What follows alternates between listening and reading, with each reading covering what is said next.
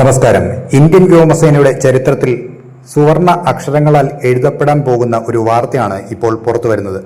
ശത്രു രാജ്യങ്ങളുടെ റഡാർ കണ്ണുകളെ വെട്ടിച്ച് അവരുടെ ആകാശത്ത് കടന്നുചെന്ന് പ്രഹരം ഏൽപ്പിക്കാൻ ശേഷിയുള്ള ഘാതക് സ്റ്റെൽത്ത് ബോംബർ ഡ്രോണുകളുടെ നിർമ്മാണത്തിന് ഇന്ത്യ ഔദ്യോഗികമായി പച്ചക്കൊടി കാട്ടിയിരിക്കുകയാണ്. വെറുമൊരു ഡ്രോൺ എന്നതിലുപരി ചൈനയുടെയും പാകിസ്ഥാന്റെയും ഉറക്കം കെടുത്താൻ പോകുന്ന ഈ വിസ്മയത്തെക്കുറിച്ച് നമുക്ക് വിശദമായി പരിശോധിക്കാം. എന്താണ് ഈ ഘാതക് ഡ്രോൺ? DRDO സ്വന്തമായി വികസിപ്പിച്ചെടുക്കുന്ന ഇന്ത്യയുടെ സ്വന്തം സ്റ്റെൽത്ത് അൺമാൻഡ് കോമ്പാറ്റ് ഏരിയൽ വെഹിക്കിളാണിത്. ഇതിൻ്റെ പ്രത്യേകത ഇതിൻ്റെ ആകൃതി തന്നെയാണ്.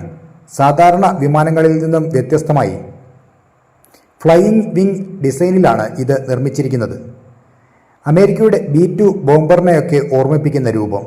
ഈ ഡിസൈൻ കാരണം ശത്രുക്കളുടെ റഡാറുകൾക്ക് ഈ ഡ്രോണിനെ കണ്ടെത്തുക എന്നത് അസാധ്യമാണ്.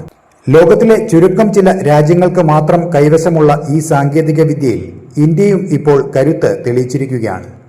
പുതിയ റിപ്പോർട്ടുകൾ പ്രകാരം പ്രതിരോധ മന്ത്രാലയത്തിന് കീഴിലുള്ള defence procurement board 4 squadron Ghatak ഡ്രോണുകൾക്കാണ് അനുമതി നൽകിയിരിക്കുന്നത്.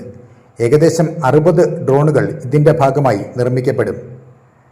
ഇതിനു മുന്നോടിയായി സ്വിഫ്റ്റ് എന്ന പേരിൽ ചെറിയൊരു മോഡൽ ഇന്ത്യ വിജയകരമായി പരീക്ഷിച്ചിരുന്നു. ആ പരീക്ഷണ വിജയമാണ് ഇപ്പോൾ ഒരു സമ്പൂർണ്ണ ബോംബർ ഡ്രോൺ എന്ന ലക്ഷ്യത്തിലേക്ക് ഇന്ത്യയെ എത്തിച്ചിരിക്കുന്നത്. കാവേരി എഞ്ചിന്റെ ആഫ്റ്റർ ബർണർ ഇല്ലാത്ത പതിപ്പായിരിക്കും ഇതിൽ ഉപയോഗിക്കുക എന്നാണ് കരുതപ്പെടുന്നത്. എന്തിനാണ് ഇന്ത്യക്ക് ഇങ്ങനെയൊരു ഡ്രോൺ? ആധുനിക യുദ്ധങ്ങളിൽ പൈലറ്റുകളുടെ ജീവൻ അപകടത്തിലാക്കാതെ തന്നെ ശത്രുവിന്റെ അതിപ്രധാനമായ കേന്ദ്രങ്ങൾ തകർക്കുക എന്നത് വലിയൊരു വെല്ലുവിളിയാണ്. ഘാതക് വരുന്നതോടെ ഇന്ത്യക്ക് ആ പേടി വേണ്ട. ശത്രുക്കളുടെ എയർ ഡിഫൻസ് സംവിധാനങ്ങൾ, കമാൻഡ് സെന്ററുകൾ, വിമാനത്താവളങ്ങൾ എന്നിവ റഡാർ കണ്ണുകളിൽ പെടാതെ ചെന്ന് മിസൈലുകൾ ഉപയോഗിച്ച് തകർക്കാൻ ഘാതകിന് കഴിയും. ഇത് പൂർണ്ണമായും ഓട്ടോണമസ് ആണ്. അതായത് ടേക്ക് ഓഫ് മുതൽ ലാൻഡിംഗ് വരെയും ആയുധങ്ങൾ പ്രയോഗിക്കുന്നതിലും ഇതിന് സ്വന്തമായി തീരുമാനമെടുക്കാൻ ശേഷിയുണ്ട്.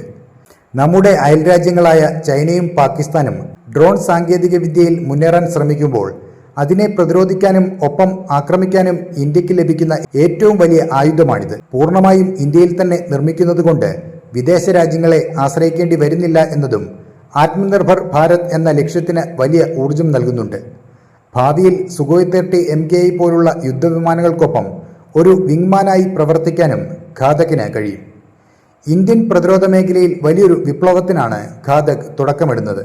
ഇതിൻ്റെ കൂടുതൽ പരീക്ഷണങ്ങളും വാർത്തകളും വരും ദിവസങ്ങളിൽ നമുക്ക് പ്രതീക്ഷിക്കാം. നിങ്ങൾ ഈ വിഷയത്തെക്കുറിച്ച് എന്തു കരുതുന്നു?